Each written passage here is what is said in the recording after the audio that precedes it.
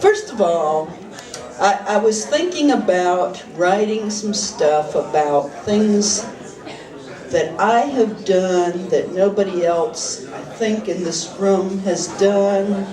And then I started thinking about things that we have in common. But first of all, I thought I'd mention these things.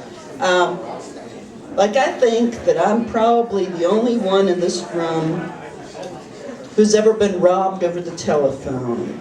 Is there anybody else out there that's been robbed over the telephone? How does that happen?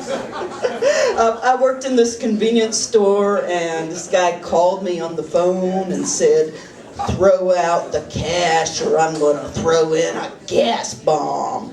And the police kind of teased me about that afterwards, but I only had $15 in the register, and I wasn't taking any chances. I threw all the pennies and everything all over the parking lot. And another thing that I've done is fall in the hole at the truck weighing station. Has anybody ever done that? I ran out of gas. I was walking down the road, and it was really dark in the middle of the night on the interstate. So I thought, I saw this truck weighing station, and I was like, hey, I'm going to walk through there. It's well lit. And then all of a sudden, I was falling. And I ended up in this big, deep hole, flat on my back. I thought I was going to fall forever. It was strange.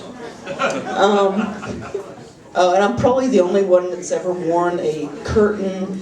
Aside from Scarlett O'Hara, I'm probably the only one that's worn a curtain as a slip under my prom dress. My mother liked to sew things, and she sewed my prom dress, and she needed to make me a slip, and she's like, hey, we got this curtain here, let's do that. It itched me all night long. It was terrible. And I'm probably the only one that's ever ridden from South Dakota to Maine in a station wagon with big gold eagle decals on each side, on each door, because I just grew up in a strange family. I mean, my father primed the car and didn't get time to paint it before we drove to Maine to see my grandmother. And my mother it was like 1976, the bicentennial or centennial or whatever it was. So she's like, oh, we'll put gold eagles on it. Can you imagine being dropped off for school in that thing? No wonder I was unpopular. But from what that's another thing. I'm probably the only one who's ever blown a job interview by driving through the wet cement in the parking lot before I got to the interview. It didn't work out well. I drove through it. I was young at the time, and all these construction workers stopped and stared at me as I was driving by, and I was like, oh, they're looking at me. And then I'm in the middle of this job interview, and this guy comes in and says, somebody ran through her wet cement, and her car is parked out front. That was the end of that. But one thing that I have noticed is that there are a lot of people around here who are not necessarily originally from here, but they're here because they just love Bluefield and they love what we got going on here at Gary Bowling's House of Art. So I wrote a story. I've read this before, but I don't know if you all were here when I read it. It's called Saying Goodbye Southern Style. And it's a little. How many of you are from elsewhere? Raise your hand. All right. See, we got people, from all over the place that have just ended up in Bluefield, but for one reason or another, and found out that we got a cool thing going on here, and there's more people coming. So this is called Saying Goodbye Southern Style. Although I'm kind of a serial transplant victim, having lived in 5 states from the far north to the Midwest, and now here in Bluefield, West Virginia, which I consider to be the South, I must say I enjoy the Southern style of grace and manners the most. I like the fact that Southerners use the word y'all to include everyone in the room so no one else feels excluded. I like the fact that Southerners smile and greet strangers on the street rather than ignoring them and treating them like potential killers. Although I do believe there is a time to be friendly and a time you must trust your instincts and look away. And I like the fact that clerks in the stores are actually taught to be friendly and helpful instead of telling you to step aside because there are other customers in line and you can't cash a $50 traveler's check to buy a $10 item, as a clerk in New York City once did to me. Occasionally, I get a little impatient if I'm in line at a store and someone's telling the clerk his life story, or vice versa. But on the average, I would rather have people be a little slower and a little more friendly than a lot quicker and downright mean.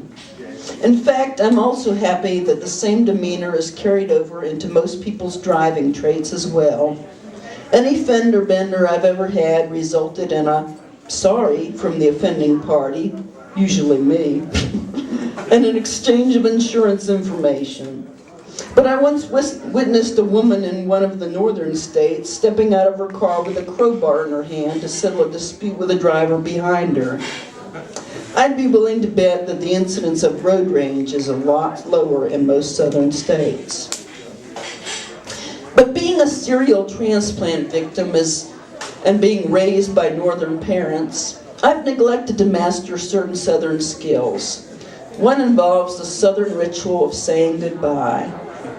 It goes something like this. You remain seated at someone's house and say, "Well, I guess I really must be going," while dragging the word out as long as possible. And then your host automatically says, "Oh, stay for a while longer." Then tantalizes you to stay longer by throwing in a new piece of gossip. "Did you hear that Sally had the operation?" "Oh, really," you say, while sitting on the edge of your seat posed in the "I'm almost up and ready to leave" position. Then you say, "Well, that's not the way I heard it, but do you want to know what I really think?"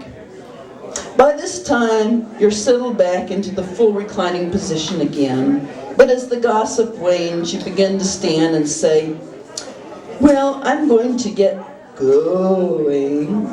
But of course your host says, "But you haven't had the tour of the house yet." So you walk through the house, talk about shades of paint, architects, plumbers, and furniture stores, until you finally reach the front foyer. Then you open the door, let the freezing cold air come whooshing into the house in the middle of the winter and say, "Well, it was lovely to see you, and your house is oh so lovely, and we must do this again sometime. By the way, why did Sally have the operation?"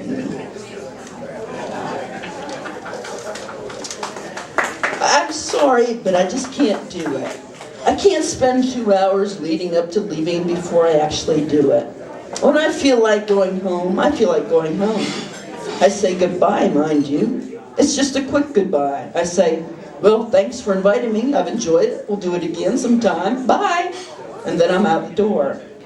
I've been working on the slow goodbye with some of my friends because the other type of goodbye has gotten bad reviews in the past.